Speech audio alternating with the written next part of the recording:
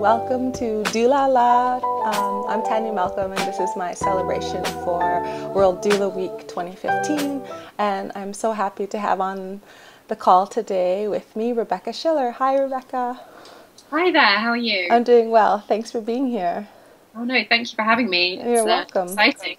Yeah, I'm going to tell these folks a little bit more about you, and then we can get into our conversation about our lives as doulas. Rebecca is a Doula UK recognized birth doula, offering support to birthing women and their families in London and East Kent. She was recently nominated for Doula of the Year, congratulations, and is director of Doula UK. Is a director of Doula UK. Her experiences have led her to blogging and freelance journalism on related topics, and her short book, All That Matters, Women's Rights in Childbirth, is published by The Guardian. Rebecca is also co-chair of the human rights in childbirth charity Birthrights, and is a media spokesperson on reproductive rights and birth-related issues for Birthrights and Doula UK. Before entering the childbirth world, she completed a master's degree in war studies with a focus on human rights issues.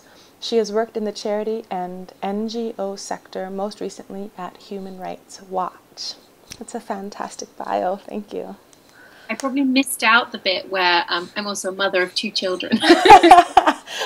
Sometimes that gets pushed to the back burner, but usually it's right up front, eh? Oh, wonderful. How old are your kids? My daughter Sophia is 5 and my son is 17 months. Wow. So. Oh yes, that's right. You were saying we have the same age children.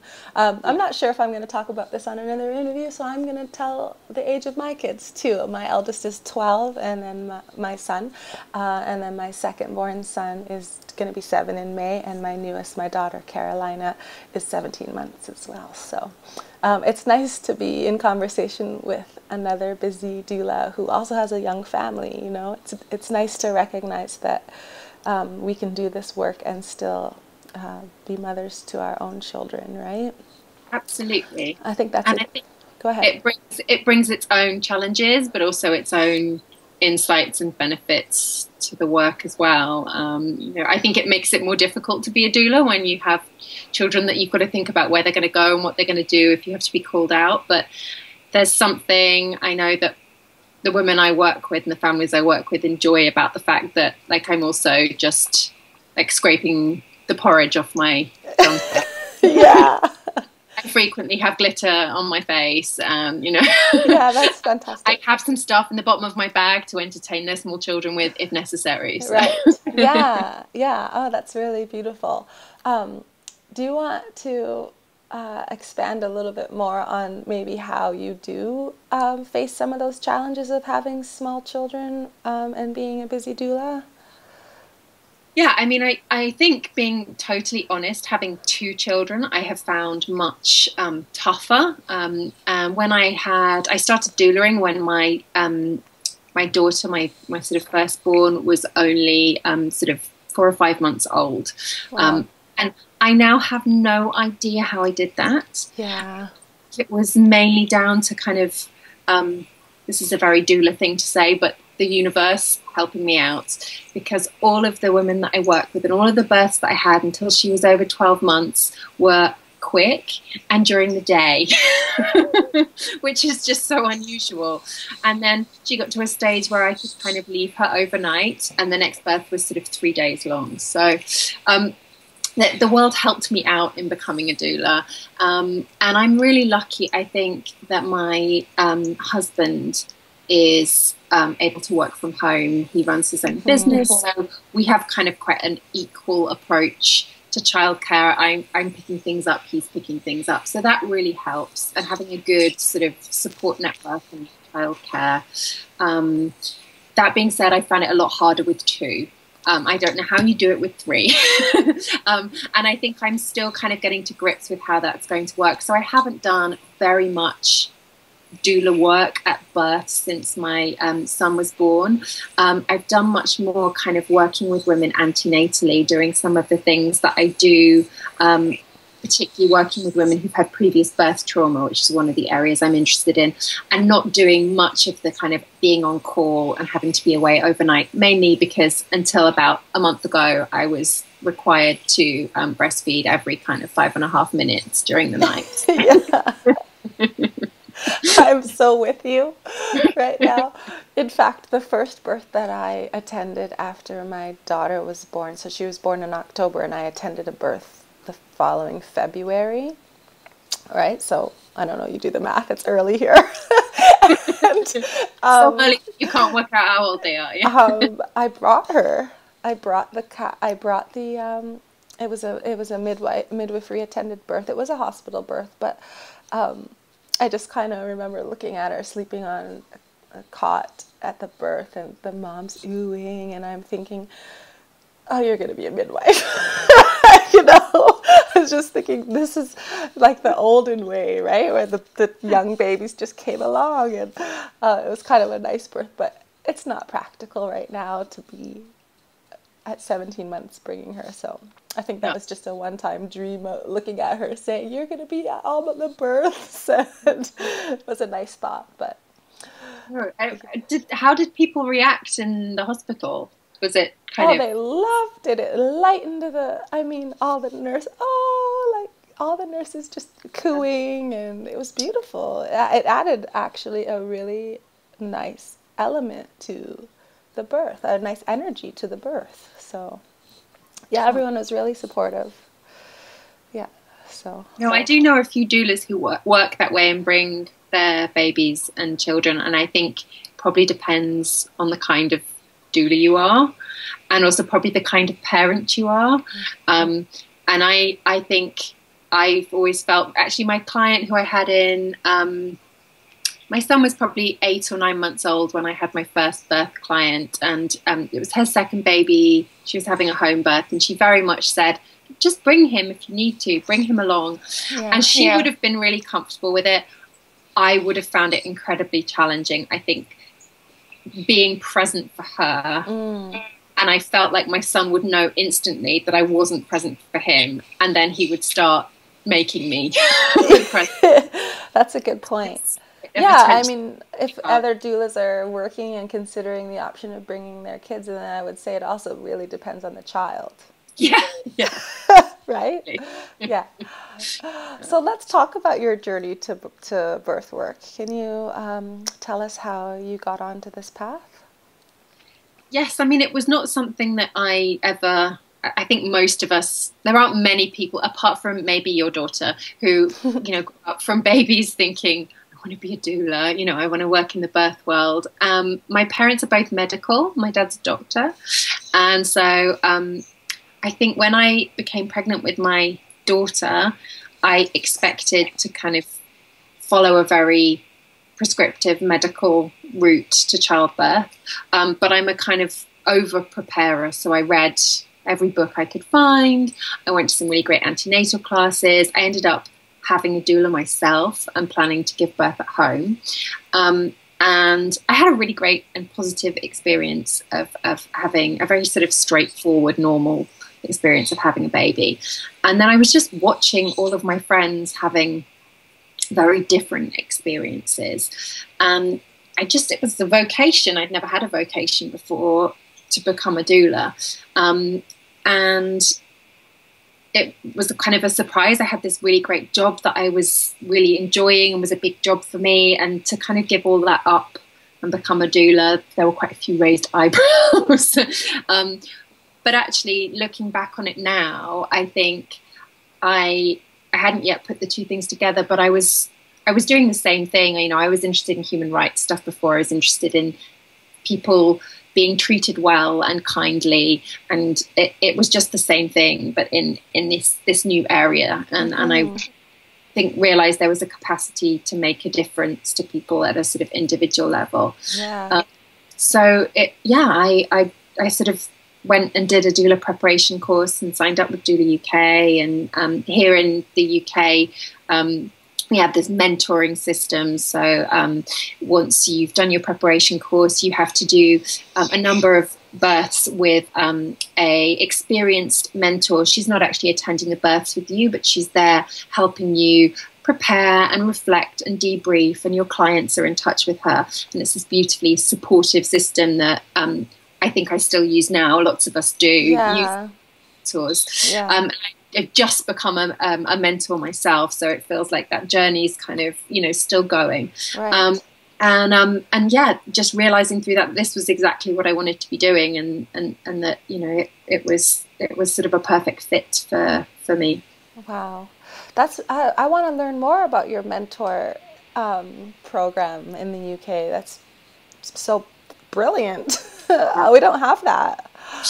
It's so great. I mean, so Doula UK is the kind of umbrella organization, right. And I imagine it's the same everywhere. There's no actual official sort of regulation of doulas. You know, I can decide I'm going to be a doula tomorrow and just like put up a postcard and, you know, that's it. But most doulas in the UK do a course that's kind of recognized by Doula UK. So they have a sort of core curriculum based on really important stuff like debriefing your own birth and listening skills, understanding birth physiology.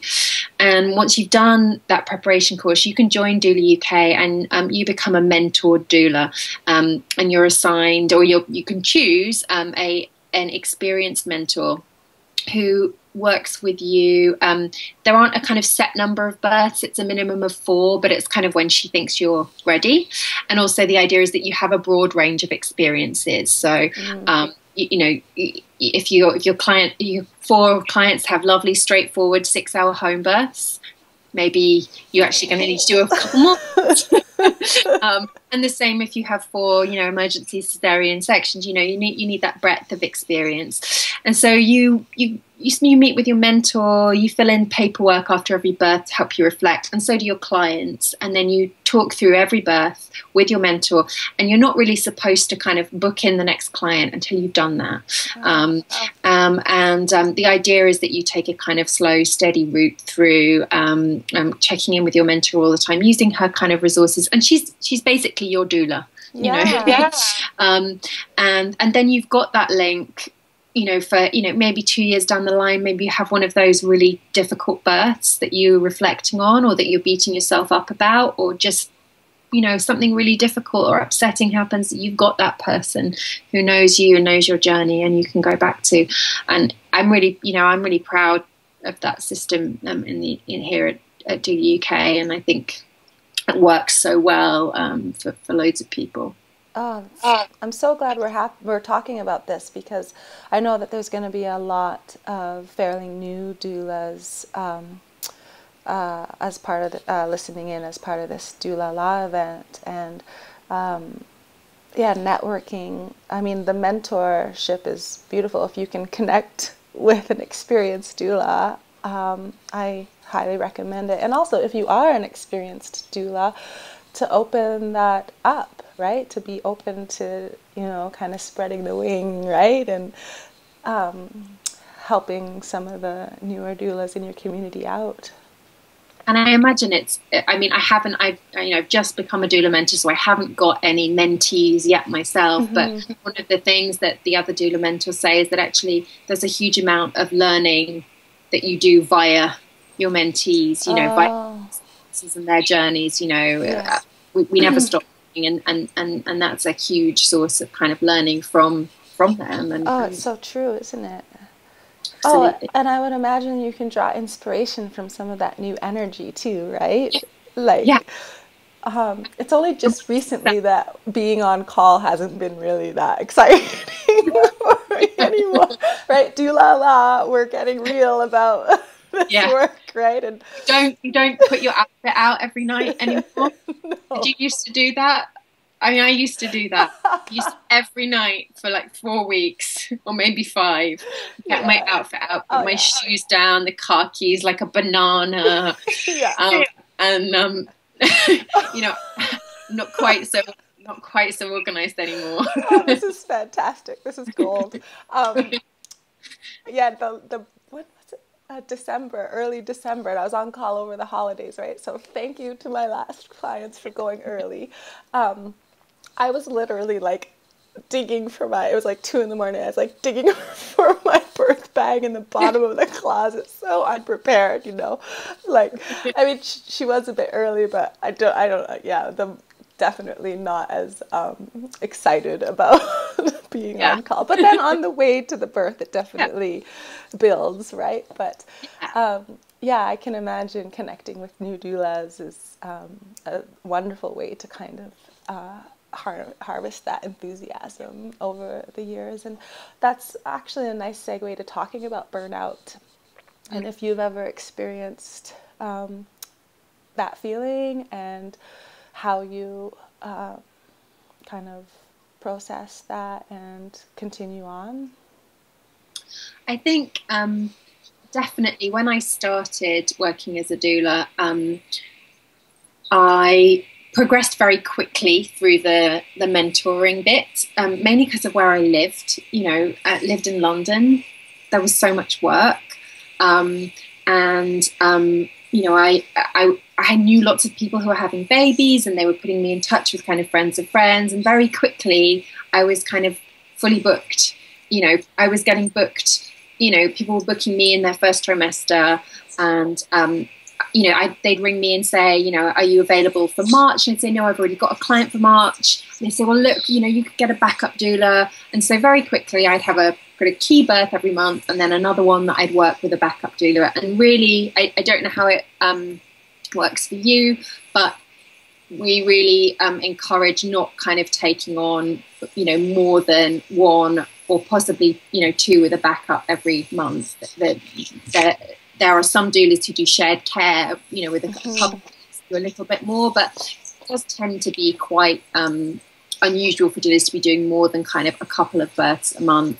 But you know what it's like, one of your clients has a baby early, then you get a call from someone else, and could you, you know, it's a last minute thing, I'm due in a week, and then you've had 3 births in a month. And, yeah, your best friend tells you she's due in June, like you have to be there, right? So the most amazing ones, I was sort of, it was like a gift birth. My upstairs neighbor was having a baby, and I had given her the details of the antenatal class that I did and loved, and she'd gone to that. And another woman in the antenatal class, so due about the same time, she needed a doula at the last minute because her husband was suddenly unwell. And so she called me to say, look, he might not be able to support me. And I showed up, and this story is on my website, which is where I kind of feel able to talk about it publicly. Yeah. I showed up to meet them and sat there on the sofa talking to them. They were like the most lovely people I've ever met. And I was looking at her and I was thinking, she's having contractions. I was just going to meet them to see whether, and I was like, she is definitely having contractions. She hadn't mentioned it. I was like, you know, how's it, you know, are you feeling any of the signs? She's like, yeah, I'm having these cramps, you know, every now and then today, you know, maybe every 10 minutes or so. I was like, oh, right, okay. Obviously, sign the contract. That day. Wow. And ended up having a sort of surprise home birth. You know, I got there and it was clear she wasn't going to make it to the hospital. I knew the local home birth team, they came out. She'd been planning a hospital birth, but, you know, 40 minutes later, she was tucked up in bed with the baby. And it was just this, like, joyous gift of a birth. Wow. So sometimes, like, doing too much is nice. You know, I think I'd had a couple of long and difficult births that month. And it was like, oh, you know, that was what I needed to renew myself. But I think for me, I definitely worked too much at first. Okay. And I felt, it wasn't burnt out about the work. I loved the work. But I just couldn't be on call. Like, you know, I was on call all the time. I couldn't go anywhere. I couldn't, you know, couldn't see my family. I couldn't. So I made a kind of conscious decision to work less. And it was a time when we were moving actually out of London. So it just worked quite naturally that there's just less work where I am. So you know, I don't have to say no very often because there's just less work, but it fits much better with my life to work a bit less as a doula and to be excited, not to be kind of feeling that being on call is a chore. And I think that was just a kind of decision that I had to make for myself. Yeah, well, I think that's just in line with this event and trying to introduce our, sort of the more well-known doulas and a little bit more intimate side to our lifestyles. And like I was saying before we got on the call, just that we have young families and we're juggling lots too. And what did you say about like, oh no, maybe that was during the interview, having like porridge on your jumper or something. Absolutely. I think sometimes like occasionally whereas I'm not that comfortable with taking my children to a birth or to like the first postnatal visit or anything. Yeah. But there's been times when, clients want to have a catch up and a coffee, and like, I just don't have any time that I don't have the children. And I say, look, I can meet you, but I'm going to have the whole tribe in tow. And actually, I think it's sometimes really reassuring for people, especially who haven't had children and are looking at this new life that they don't know what it will be like and whether they'll be able to do the same things, to see somebody able to kind of work and bring their children along and, probably do both things slightly less well than they would normally, but that actually it's possible to kind of combine these things. And people have definitely said, it was really great when you brought, your son along or your daughter along. It was nice to see you in that context, and it was nice to see how people manage when they've got children. So I think there's, maybe I'm just convincing myself. But I think people, the kind of work we do, women and their families like to see us as humans. It's all about being humans and being very real and very honest. And there's something, I think there's something good about occasionally coming out as a person who, has banana on their top and their handbags full of squished rice cakes and, hasn't had any sleep for, 5 years and, quite frequently forgets things and, sometimes, you're so sleep deprived that I will forget I have an antenatal session with a client until my phone dings 10 minutes before it. It's like, oh my God, I've got to go. I've got to. And I think that's just the reality of the kind of lives that we lead. But it also supports sort of that flexibility of this role is self-employment, right? Yeah. Like, so that's, although it has restrictions as far as like being on call and serving women can be emotionally exhausting, I want to say, right? But at the same time, you can choose how you want to work, how you want to project yourself into the role, right? So, but I think I want to talk a little bit more about your writing career, because you have established yourself as a prominent writer in the area of childbirth. I think so. I've been looking at your stuff. Come on. And childbirth and human rights, which are in childbirth, women's rights in childbirth. So was that a conscious role as you like to try and propel that sort of aspect of your career, or were you just writing and you got approached, or was that something to do with taking less births on? How did that kind of manifest itself? It was quite organic is the kind word I like to use for the disorganized elements of my life. I think before I was in the birth world, I did, my roles were generally around fundraising and marketing and communications. So more than quite a lot of the doulas that I knew and know, I had an idea about how I wanted to kind of promote myself and a sense of creating a brand, and the writing was really part of that. I thought I need something that I can give to people that doesn't cost them anything, that encourages them to get to know me. And so I started writing for my blog, and it was a way also of downloading some of the stuff I was learning and processing it. And some of the stuff I wrote then I don't even agree with now. But, you know, so some of it isn't online anymore. But actually, as a sort of journey, it's really useful to have a place to write things and to think about things and to unload things. And then I started putting birth stories on my website, which people just love. I'm sure you know that too. But, you know, so many women have contacted me saying, yeah, there's only a few stories on there, but that how much of a difference it's made to them having these kind of positive stories and quite real stories. And I started writing them at first, and then I got my clients to write them because it feels much truer and more real. And so it started like that. And I just know quite a few people who work in the sort of media world and sort of said, you know, you should be doing more with this stuff. And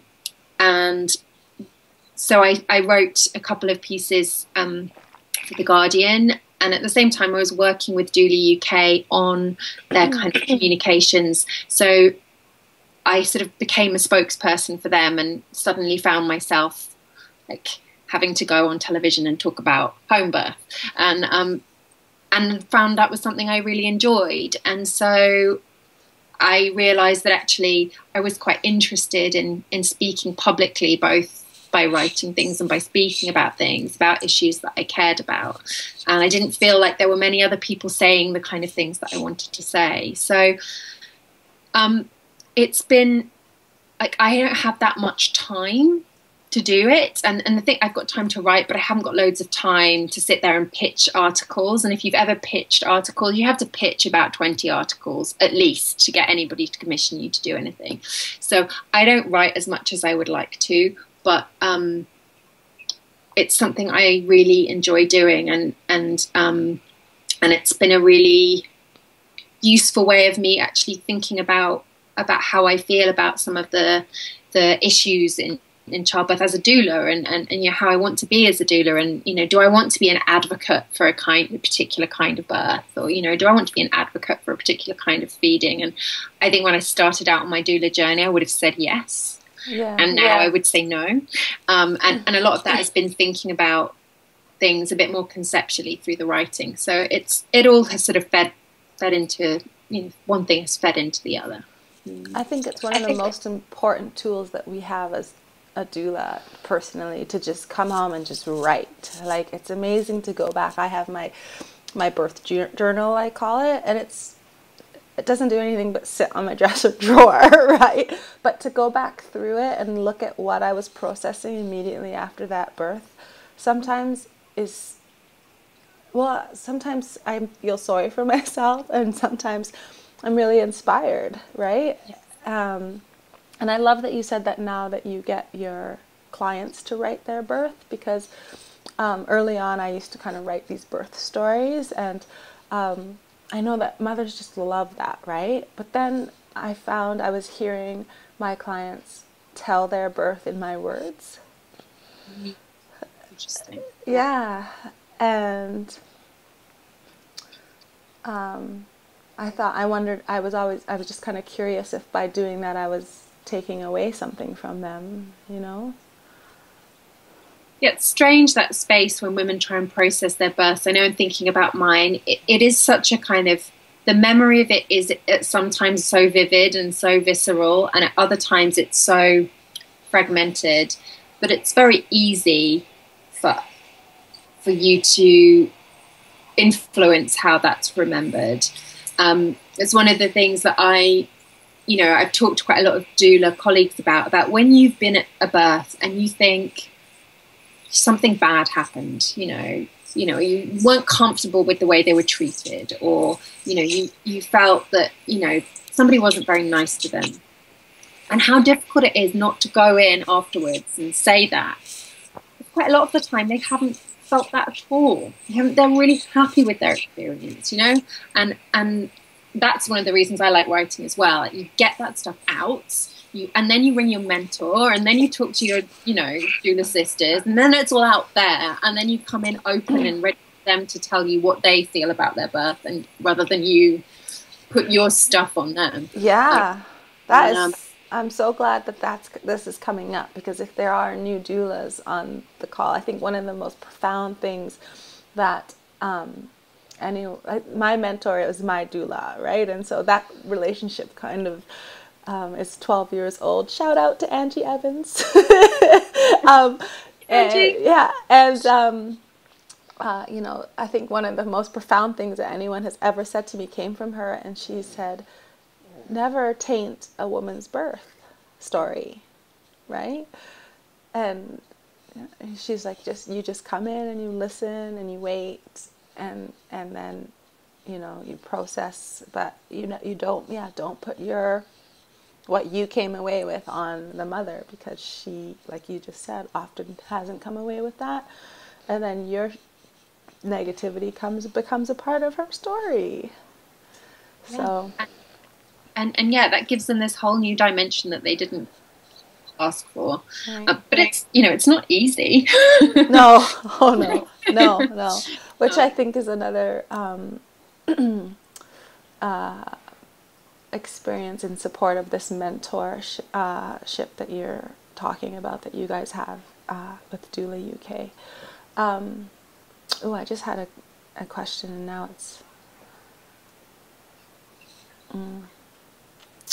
Oh well, must not have been that important. Sorry, I interrupted your train of early morning thought. Yeah, no, it's all good. Maybe we should talk a little bit about what you've written recently, and share. You have a new book, right? A short book, right? So I've written quite a bit for The Guardian, and I don't know how well known that sort of newspaper is to everybody, but it's, you know, it's one of the big kind of left-wing newspapers over here in the UK, and they have a series called Guardian Shorts, which is like little non-fiction books, and their model is to only publish them kind of digitally so that they can be really inexpensive. And the idea is, I think the strapline is read less, know more. So, you know, you have a couple of hours and you can read about a topic. And they asked me to write very broadly about childbirth in 20,000 words. So I spent about 3 months trying to write really broadly about childbirth in 20,000 words, and discovered, of course, that it's completely impossible. So instead, I have written a book that I've called All That Matters, and it's about women's rights in childbirth. But really, it's about our kind of rights more broadly, and our reproductive rights, and how childbirth fits within that. And I kind of look around the world at where what are women's rights, and where do those sort of intersect with maternity, and then what's happening around the world. So I kind of travel from Tanzania, where, you know, the basic right to healthcare, you know, there are lots of women who aren't able to access maternity care, or if they do, the care itself, you know, there's no water in the health centre. They're likely to pick up malaria, and if they don't have the money to pay for drugs to stop a postpartum hemorrhage, they will just be left to bleed. And so, you know, it travels from there to looking at issues in Australia, where Indigenous women are evacuated kind of against their will to give birth 500 kilometres from their families, and the particular issues for the Indigenous community, who place such importance on the location of birth, and being born on country is so fundamental. I spent quite a lot of time talking about America, and linking up the way that women's rights in childbirth are providing a kind of an access point for people who would like to take away women's reproductive rights more broadly to do so. There's a lot of quite scary things happening in the US. And I also look at the UK, and I think, you know, generally we do pretty well if we compare with what's happening to the women I just talked about. But actually looking at, you know, basic issues around consent and respectful care, and and also particularly vulnerable women like refugees, asylum-seeking women, and undocumented women, who are the kind of small sliver of vulnerable women who aren't eligible to have funded care in the UK. So they may find themselves presented with a bill for thousands of pounds that they can't pay, and that's often discouraging them from accessing maternity care. So it's kind of it's as short as it can be, but the idea is to highlight some of the sort of important issues and really say that advocating for pregnant women is advocating for all women. Because if we think about why women are treated as second-class citizens, it's the fact that we can become pregnant, that we are seen as reproductive vehicles. And so if we're not doing a good job of protecting women within that particular act and state that's particular to them, then I think it makes it very difficult to assert our rights more broadly. So, it's basically an angry feminist rant. Okay, so tell us how to buy it. It's available on Amazon. So if you just look for All That Matters on Amazon, it's incredibly cheap. In the UK, it's only £1.99. So it's a few dollars, and 10% of the royalties go to Birthrights, which is the human rights and childbirth charity I co-chair. Right. So yeah, buy it today. I'll put a link. I'll put a fancy link. But tell me about the title. It's really comes from the phrase, all that matters is a healthy baby. And which I find incredibly, bless you, I find incredibly offensive. And I interviewed lots of women and lots of healthcare professionals, and I asked them all what they felt about the phrase, and everybody had slightly different responses. But there was a kind of universal view that it was used to make women be quiet and do what they were told, and to lessen the impact on them, and to say that they weren't particularly important. And what I've tried to do in the book is say that, of course, a healthy baby matters, and probably the person it matters most to is the mother. And you kind of don't need to tell her that. She's got that bit. She's looking after that bit. Maybe as a society, what we need to be doing is reinforcing that it all matters and that she matters. So, yeah, that's where the title comes from. Wow. Well, women, I want to say that women's rights... Are you hearing feedback from me? No. Okay, good, because I am in my headphones.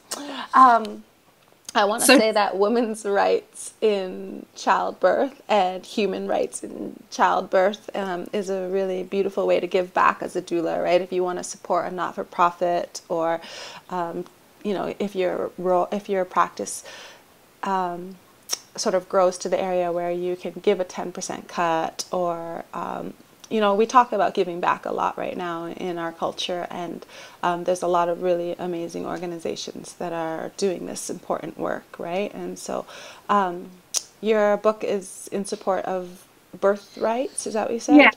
Yeah. So it will be a drop in the ocean because it's not an expensive book. No, but 10% of the royalties go towards birthrights, and if people want to do more to support birthrights, you can donate to us online, and we use that money to provide direct kind of advice to women who are having human rights challenges, and training to healthcare professionals, and also to intervene kind of strategically in legal cases that affect women's rights around kind of reproduction. So it's and there are loads of organizations all over the world now, so where you live there is probably a similar organization that you can support, and if you can't support them financially, they probably need volunteers.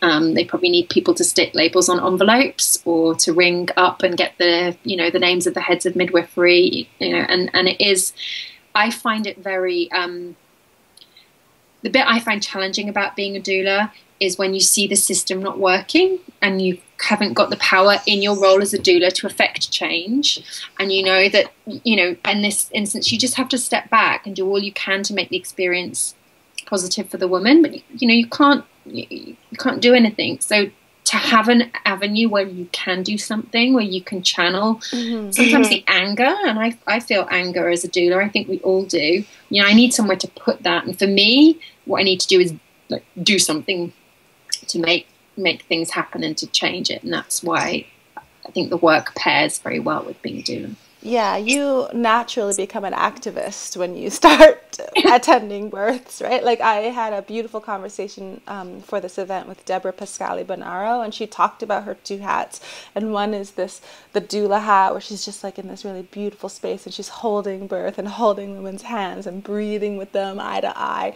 And she's like, and then I take that off and I put my activist hat on and I'm like, you know, change will come, you know. But she talked about it's an exciting time for doulas right now, right? And in the United States, there's, I can't remember, you have to listen to the interview, but she talked about that there's a few states that are funding doulas through their Medicaid system and things like that. So, and she talked about some ways that doulas can get that happening, right? You know, like doing that grassroots work, right? So... and just quickly, as we wind down, something that I thought about when you talked about the title of your short book and the healthy baby piece, right? One of my mentors and well-known Canadian midwife, Gloria LeMay, said, she talks a lot about approaching birth from the perspective of the baby. Right, so it like the physiological process of birth and talking to mothers about, you know, really, and care providers about really, when we connect to what the baby's going through, right, it changes our approach to birth. And so, no, all that matters isn't a healthy baby, right? Because what's the baby going to experience if the mother's traumatized or worse, you know, a worst case scenario gone, right? And so, like, we forget that there's a little human there that needs a mother who's confident and fully able to care for him or her, right? So I think that's a really important piece to share with doulas, to always be advocating not only for your mothers but for the babies. Yeah, and that, you know, I always think that, you know, absolutely, you know, women naturally think to their babies, and you know, when they're finding it difficult to connect, you can give them, you know, suggestions of different ways other women have found. And then, you know, for me as a doula, and everyone works in different ways, the best way to kind of care for the family is to look out for the mother, you know, and because mothers generally look out for everybody else, and I just see that as our job, you know, the gap, you know, it's just like who's got me, the mother. Well, you know, that's the doula. And of course we support the fathers, and of course we support partners, and of course, you know, sometimes we support the grandmothers and the sisters, doctors, but you know, really, if you were only allowed to support one person in the room, we all know who we'd be there for, and that just ripples out. Yeah, it's totally reminding me of the last time I was getting sick. Like, everybody in my home was getting sick, and I was like, I can't get sick. Like, you know, like it was like all that mattered. And my husband being like, aren't you so like self-centered? Like, no, you don't get it. I can't get sick, right? Like, I'm holding this whole thing together, right? Like, the mothers, we're the heartbeat of the home, you know? We're the heartbeat of the planet. Oh, well, it's just... I hope you didn't get sick. No, I didn't. Yeah. That's what I was trying to create, space for me to rest so I wouldn't. And so that was where that energy was coming from, was like, if you give me this now, I'm going to be good, right? So... Yeah, investing in mothers in whatever capacity is like money or time or energy well spent. Yeah, and that's what we do as doulas. So with that, I'm just going to ask you for a little inspiration, if you had, you know, sort of parting words for, on two sides, both like new doulas, like what maybe you wish you had heard as a new doula yourself, and then for the experienced doulas, you know, if you have a message that you could give someone, a young woman listening, or a tired doula listening? I think for the tired doula, you know, go and have a sleep, and you know, find your doula. Yeah. I think doulas need a doula, and it's very easy for you to get sort of experienced and blasé, and then, you know, forget that actually we really need support. This is emotionally challenging and draining work, and you need someone that you can unload, and sometimes you need a break. So, you know, have a bath, have a sleep, find your doula. And I think for new doulas, it's kind of the same. Community for me. Yeah. I think being a doula is bringing back a community that used to exist and didn't exist into mothering. And you can't do that by yourself. You need your community. And, you know, I love how we do it in the UK. We kind of naturally build these communities. But if you don't have that system, then you can build that. And if you're not near any doulas, you can build that online. You know, we reach out to one another. And I think one thing I would say to a new doula is some doulas see other doulas as competition. You know, if there's a new doula in your area, it's like, oh, competition. You know, in my experience, like, more work, more doulas mean more work, more awareness of doulas. Like, I think it's good for business. The more doulas there are, like, you know, that's good for business. But more importantly than that, it can be just like good for your soul. You know, you're not alone. You can talk about the challenging issues in the area. So if your instinct is to think, step off my patch, you know, think, actually, welcome. You know, this is, you know, that together we are kind of stronger, and, you know, maybe there will be new avenues that you can explore together. So yeah, it's all about community, and it's great to be part of this sort of like completely across the world community. Through this is such a great initiative. Thank you for inviting me. Oh, you're welcome. It feels great to reach out to other doulas on World Doula Week and, you know, share our ramblings. I know, like we said, we don't often get to talk about just our lives as doulas, and it's World Doula Week, so happy World Doula Week. Thank you so much for being here. Please share how everybody can find you online, your website and your Twitter handle. So my website is hackneydoula.co.uk, and my Twitter handle is almost the same. It's @hackneydoula, and if you don't know how to spell Hackney, which you might not if you're not in the UK, it's HACKNEY. When I first was researching to invite you, I thought maybe there was some new doula term that I didn't know about. That was like, what's this Hackney? Am I supposed to be Hackney? But then it's a geographical location. Brilliant. Yeah, it just means I'm really good with the rebos. I know. I thought maybe there was some like doula hacks that I need to know about or something. Oh, lovely. Once again, everybody, Rebecca Schiller, thank you so much. Thank you. Bye-bye. Bye.